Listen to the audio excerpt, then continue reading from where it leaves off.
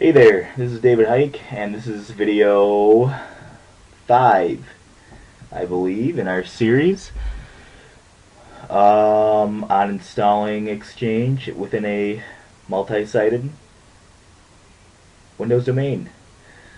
So, when we left off last time, we had just promoted our Active Directory server into a domain controller, and we had just joined our second server into the domain.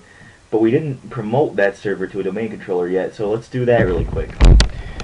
I think I've shown you the Visio diagram enough at this point, so I won't bother wasting time with that. So let's go ahead and console into DC2.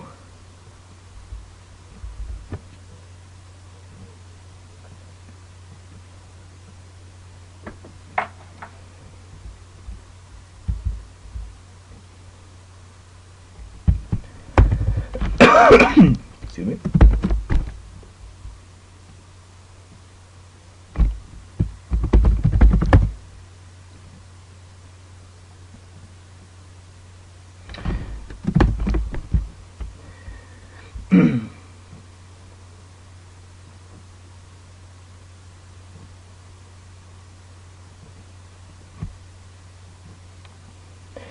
So even though this computer is technically a part of the domain, I just signed into its local account, and actually I don't think I want to do that, but maybe it was.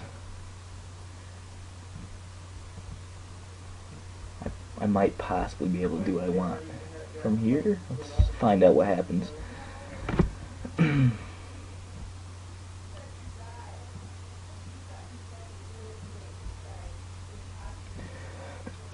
Right, so I accidentally logged in as a local domain administrator, and I really have no privileges when it comes to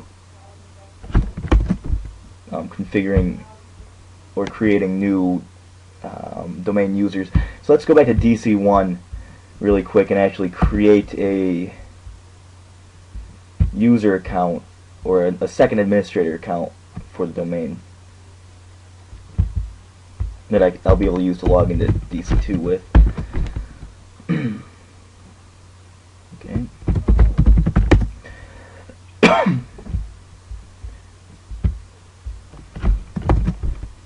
So here we are. And just like how we created the first account, we'll create another one.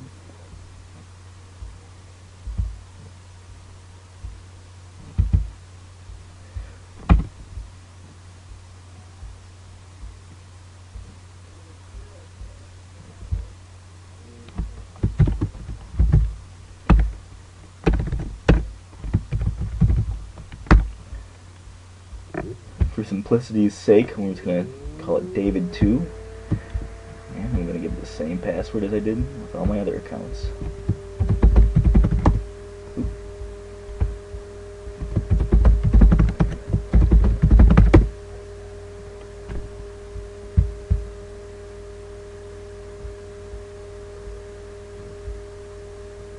Alright. And now it's time to actually promote it to or make it a member of domain group or administrator group.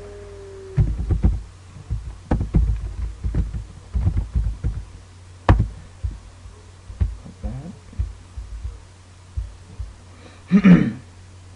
Okay, there we go.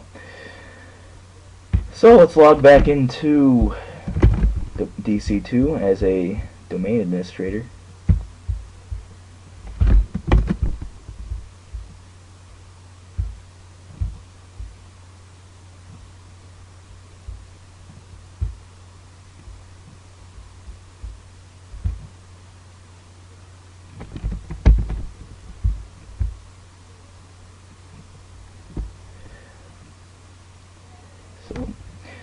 As you can see right here, it's going to, by default, ask me if I want to sign into the domain and the schnob-mon. So there's no need to specify. If I wanted to log back into the local computer, I would have to specify DC2. the computer's name and then backslash the a user account of some kind. As you can see right here, now I'm signing into DC2 locally. So let's erase that. So okay, there.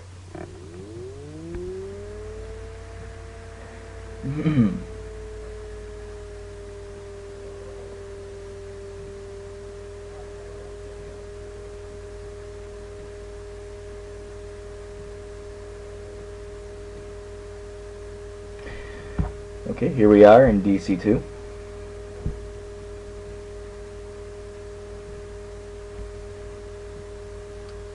Figured server manager would pop up automatically. I guess it doesn't all the time.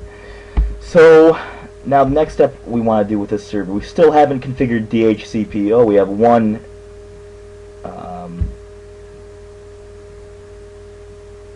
okay. No big deal. Automatic refresh failed. No big deal. Just ignore that.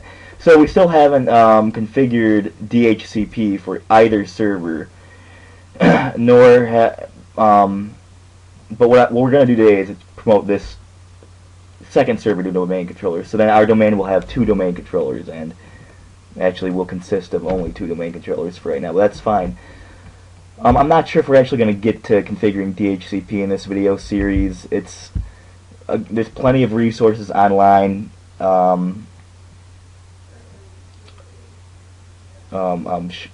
demonstrating how to do that,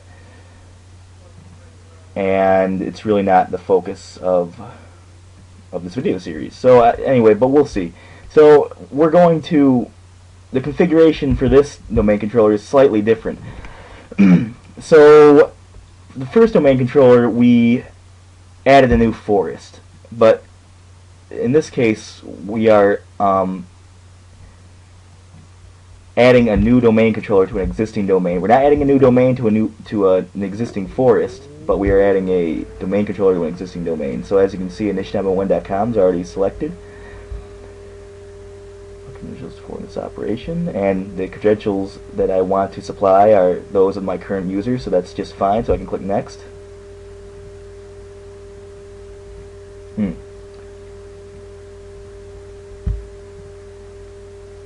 Okay, well, you know, I'm actually going to have to supply the credentials of, I believe, let's try my original domain administrator account.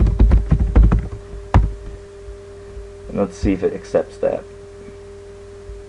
Interesting.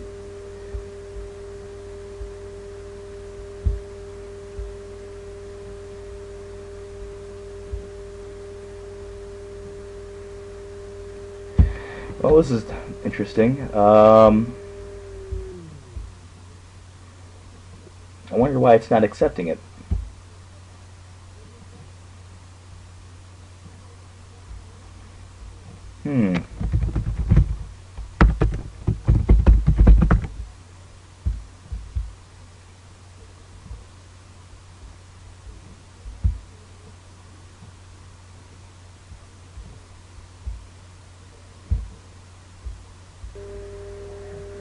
So we're back, and the reason neither of my credentials was working was because I had actually assigned both my domain users local administrator privileges. I have not made them domain administrators. So there is a difference between the administrators group of the local computer and the domain administrators group. So I'm going to add domain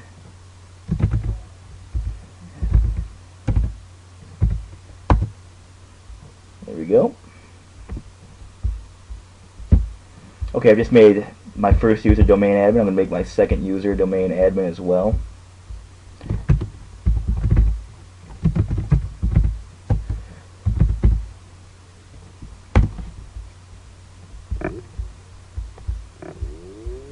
Okay, so that should solve our issue. Now if we go back to TC2, We might need to refresh the page or even log in and log out, but let's see if that data... Okay, it took it. So yeah, as you can see, as a local administrator, you have, you know, capabilities to govern the local system, but not, you don't have any of the administrative privileges for the domain in general. So anyway, specify the domain controller capabilities. So as you can see, this time we have more options. I could make this a I already installed the DNS role, so it's going to become a DNS server regardless at this point. I could have it not become a global catalog server and have it become a read-only domain controller. However, I want it to be a global catalog server in this case, along with the first one. Read-only domain controllers are exactly what they sound like. They are read-only. They don't act as global catalog servers. Users can't log in to the domain through them. So we want to leave that checked. Site name, we're going to leave as default first site name for now. Directory restore mode, password, we're going to make the same. Click next. I'm not going to specify DNS delegation. Now, domain controllers, they constantly have to replicate data to each other because they need to stay in sync. All domain controllers within a domain need to be on the same page about the Active Directory, users in Active Directory, attributes in Active Directory, groups in Active Directory, DNS records. They have to be on the same page about all that information, or else the system breaks down and nothing works. So we want it to replicate from DC1. It really doesn't matter. We only have one other domain controller, but we're going to select DC1 at initialwin.com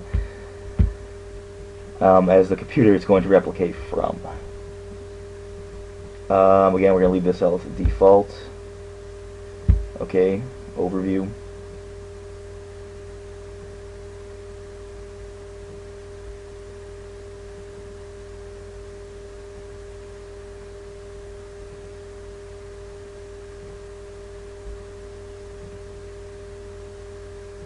Alright, this is an error I've never encountered before. Verify that your logon ID has write permission to the AD prep logging directory. Okay, so I want to cancel this wizard. I believe the issue there was although I supply the credentials of my other domain user to continue that wizard, like I said earlier in a previous video, the permission changes I made to Vid5 haven't really stuck yet. Okay, did I just click sign out, or okay, I accidentally clicked sign out when I really wanted to click I wanted to click sign out. So like I said, the permissions didn't take effect until after I log out and log back in.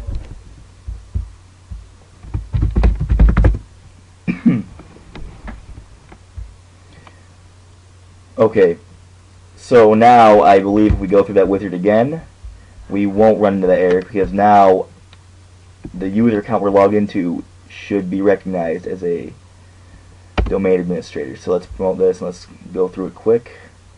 I should be able to provide my current credentials in order to continue.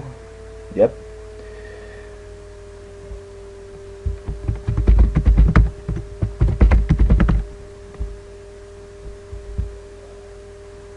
I realize these videos may be a bit long, but at least you are getting a good insight as to some of the errors you may run into when you do this yourself. And really, that's the whole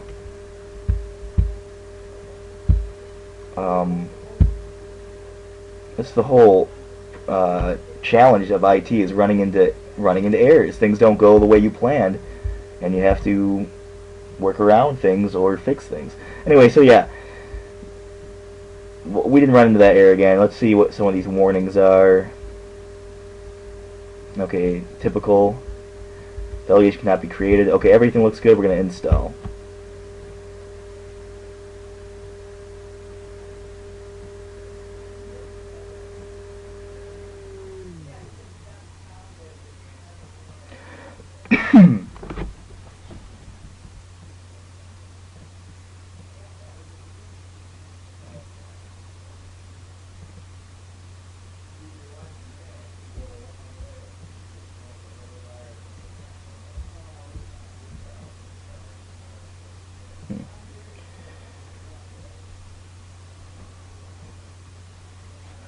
Okay, it's going to do an automatic restart. That looks of it. Okay. And now it's restarting. Okay, and I believe I mentioned this earlier too, but now that it's promoted to a domain controller, I believe it's local user information is no longer available. I don't believe it's possible for me to log on as a local user in this computer. Well, I'm going to find that out right now. When it restarts. And then I think I'm going to end this video because it's already gone on for quite a few minutes, and next time we will go over creating 2 sites for our domain, one for each subnet that we have. Okay.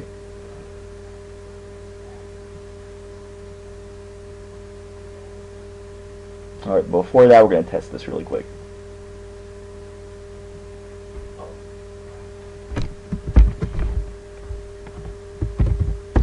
So we're going to try logging into the local user account.